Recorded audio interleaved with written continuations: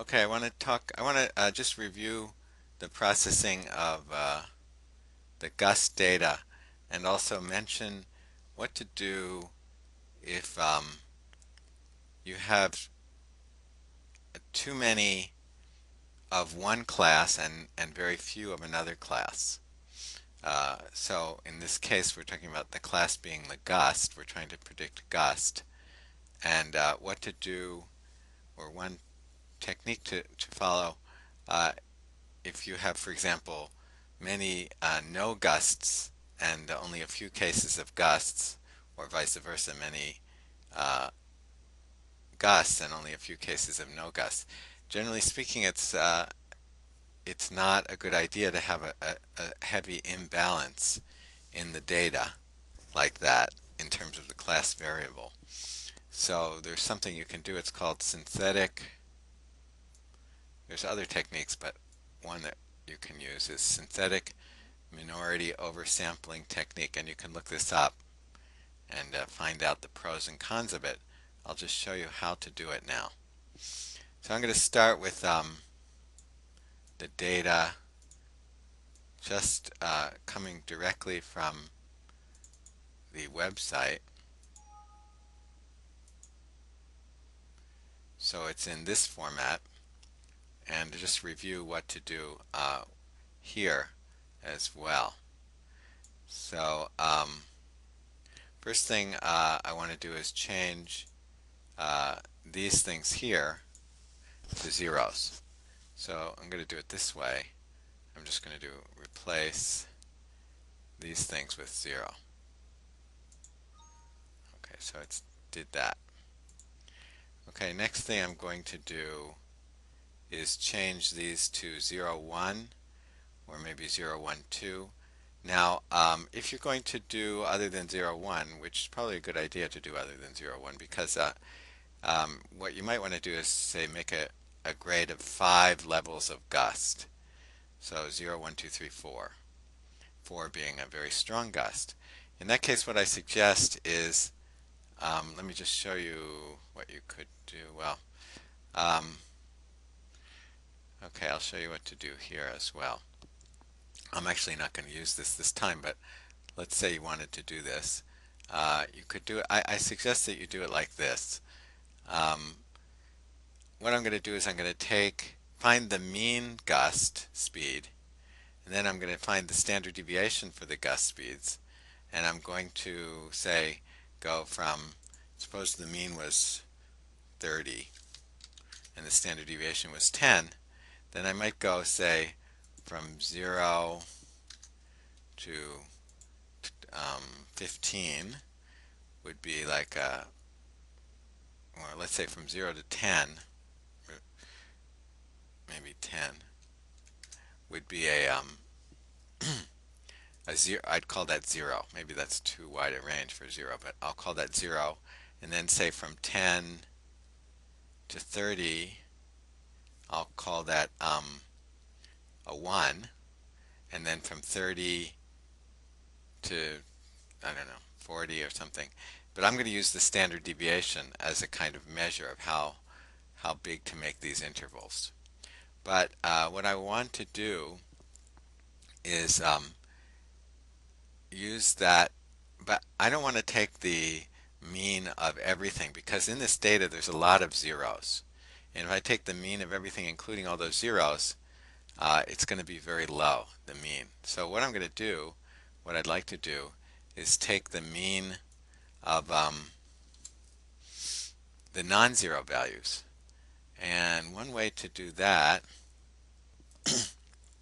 is to filter out the zeros, and then you have to do a little trick in Excel. Now, there are probably better ways to do this in Weka, but I haven't figured them out yet. So I'll just do it this way.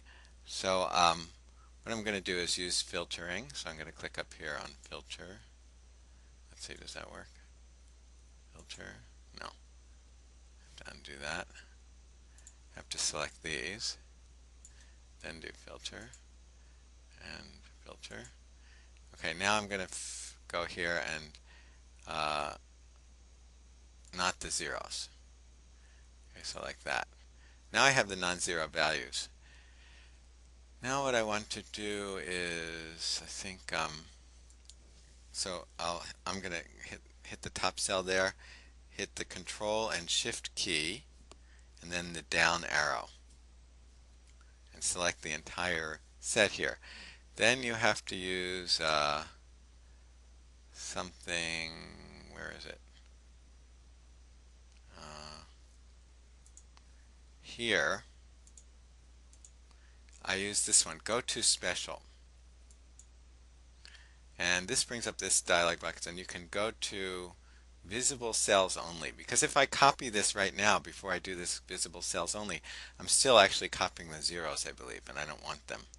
But if I go to visible cells only, now I'm selected just the visible cells. Now I can get the mean of the non-zero values by doing copy, and let's put it on a different sheet, and paste.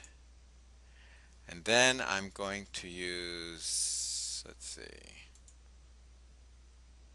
okay, I have to add in, I don't think I have it here. I have to add this in, I have to go to here. I want to get the statistics stuff on this. I think I have to add it in. So Excel options, and you go to add-ins here, and you have to find it, Analysis Toolpack, and click OK. And that's going to give you a bunch of functions that weren't there before. Now the question is, where are they? So up here in add-ins, I think. I don't see it. I think it's in data. Here, data analysis. So click that. And then you choose statistics, descriptive statistics here. And the input range is, make sure you click in there once, and the input range is there. I'll do that Control, Shift, and the down arrow key again. So select the entire range. There were no labels in the first row, I think. I'll put the output range. Well, it doesn't matter. I'll put it on a new sheet. Okay, and make sure you click the Summary Statistics and click OK. Oop, contains non-numeric data. That's not good. Okay, let's try that again. Cancel that. Close that. Let's make sure this is all, I think we could do this. Format cells, number. Let's try it again now.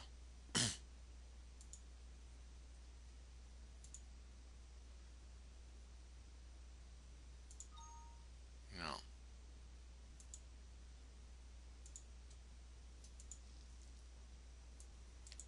Okay, there's something here. I don't know how this got there. I have no idea what that is. I don't know if there are more of these, actually. But I think I'll start out by deleting that. And if are there any more of those? Oh, I saw something else there. Let's see. I don't know. I've never seen that before.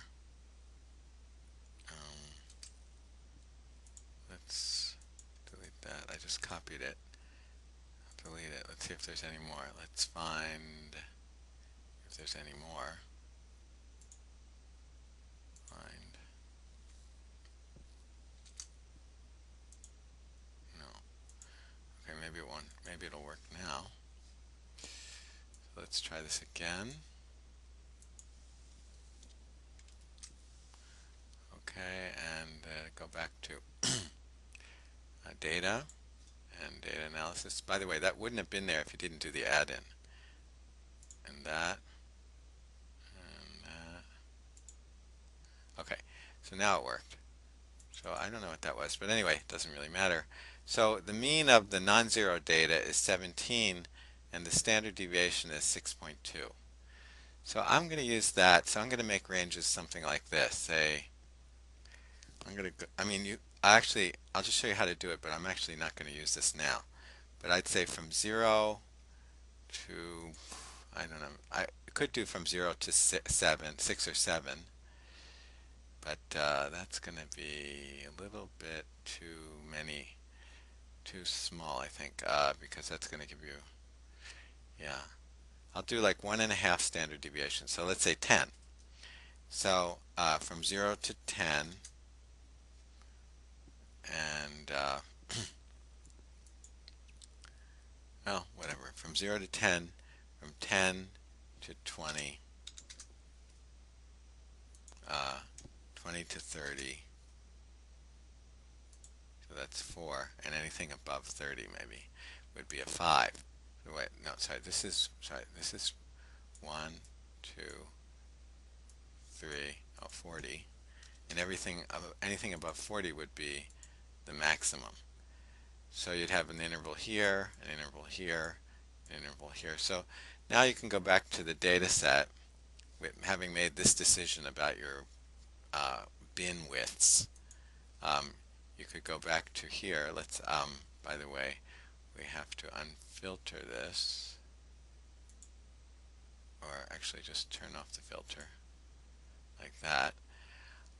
And now you could make something like this. It's kind of, I'm not going to go through all of it. Well, no, but it would be if, sorry, it's be equals if, open bracket, this cell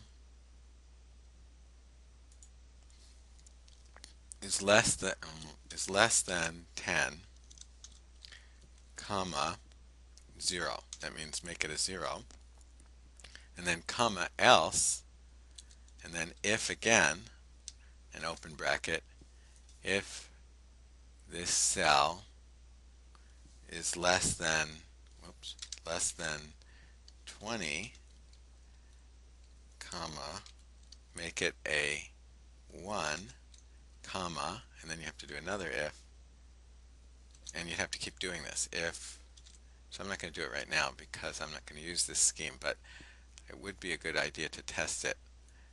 If this cell equals, I'm sorry, it's less than 30, comma, 2, comma, and then you have to keep going. Okay, but I'm not going to do that. I'm just going to do this for now.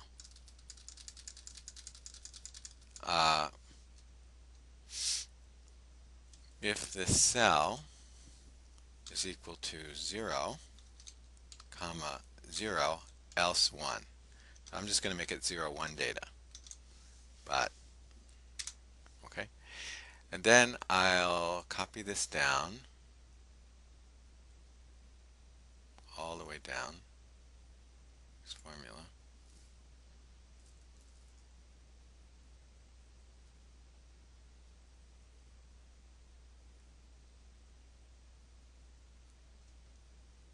Okay, like that.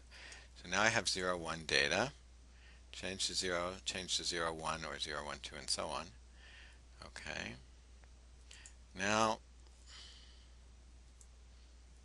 I'm going to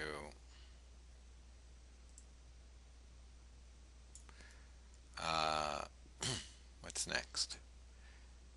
Now I want to shift it so I'm predicting 30 minutes in advance, because each of these is a 30-minute interval. I'm going to shift it so I'm predicting 30 minutes in advance, and I'm going to do that by just taking this entire set and moving it up 1 time interval, like that. Okay? And I'll delete this one, and I'll call this new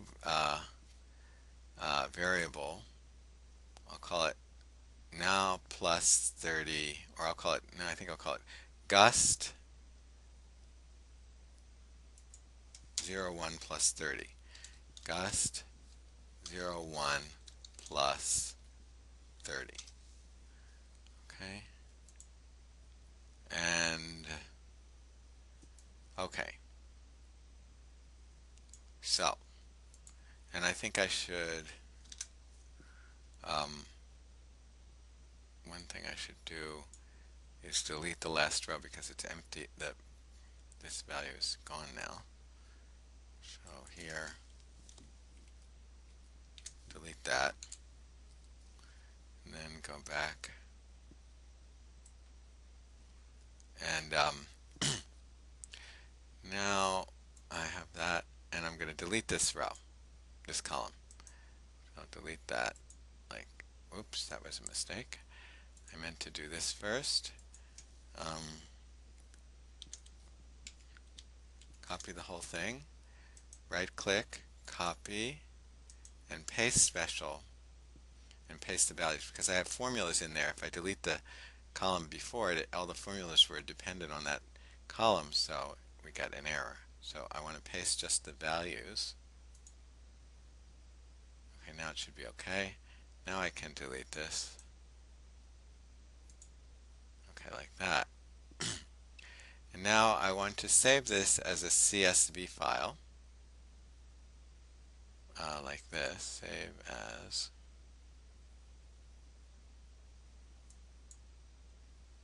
CSV, and call it, this was coming from a site called Casa Donoso. Casa Donoso in Chile. And it's 01, it's a 90 days. 90, this is a 90-day data set. So I'll save it like that.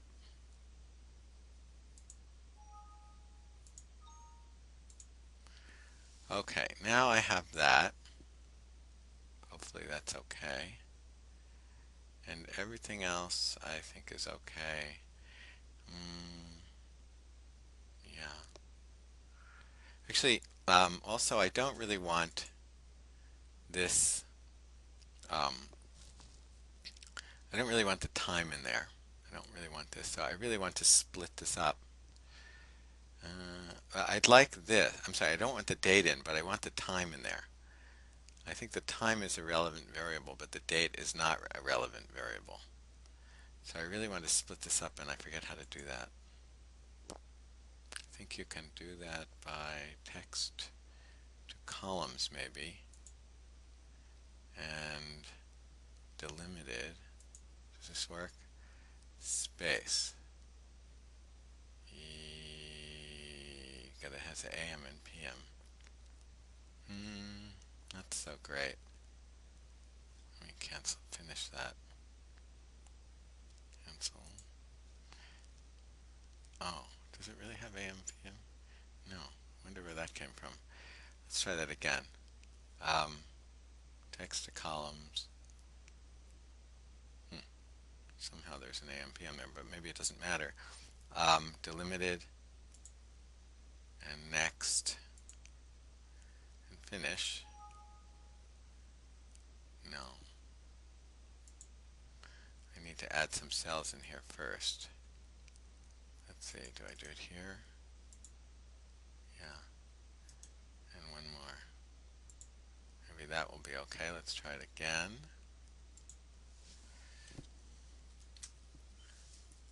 I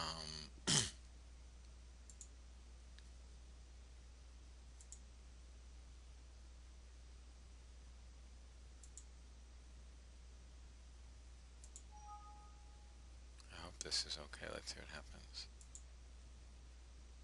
Yeah, that was okay. So I don't know what happened there, but okay. So I'm going to just call this time, and I'm going to delete this column, and I'm going to delete this column, and okay, now I have that. That's probably good, and I should save this. Okay, so now I think it's prepared. Now I'm going to maybe close it, and now I'm going to go back to Weka, and I'm going to open that. choose CSV files. This one. Open it. Okay, let me take a break here. Alright, let me try one more thing here. Suppose I do this. This may not be the best way to handle this, and I'm not even sure if this is going to help. But I'm going to format these cells. Format the time, because I think it doesn't like those. Weka can't deal with that format, the time format. I'm going to format it as a number. Like that. But let me just do one thing here. Format cells as number. I want more decimal places, maybe. I don't know if that matters, but maybe. So, alright, now I'm going to save that. Let's see if this helps. And go back to Weka. And try and open it again.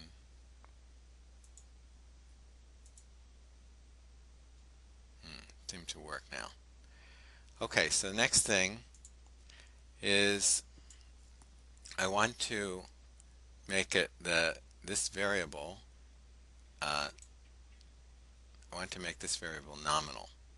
So let me do that by choosing the nominal, which is under here. No, it's under here, and it's attribute, and it's nominal to, I'm sorry, it's numeric to nominal, like that. And I only don't want this. This is kind of annoying that they have it set default like that. But I only want it to be I only want to apply this to the last variable, and then try it and check it. So it's nominal. Now here, it's pretty unbalanced. In other words, we have a lot of zeros and not so many ones. So that is not such a great situation. So I want to use, in this case, this Smote,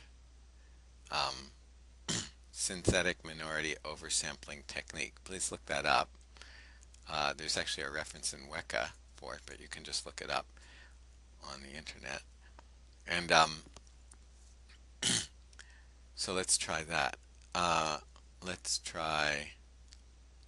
It's in the supervised category of filters under instance types, because what we're doing is we're not doing anything to an attribute here.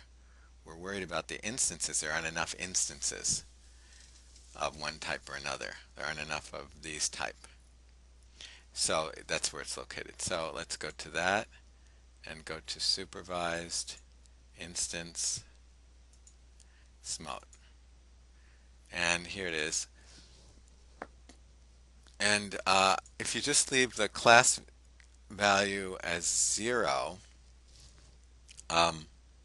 it will auto detect which one is smaller. Otherwise, you can specify which one you want to increase. But if you just leave it at 0, it will auto detect it. So class value, the index of the class value. So there's two classes here, this one and this one. So which value do we want to increase? We want to increase the ones to which Smote should be applied. Use a value of 0 to auto detect the minority class.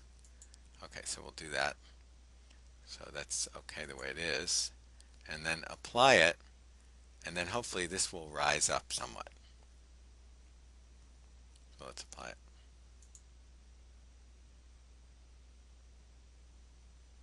Okay, let's check it. So it rose up somewhat, not that much. I'll apply it again.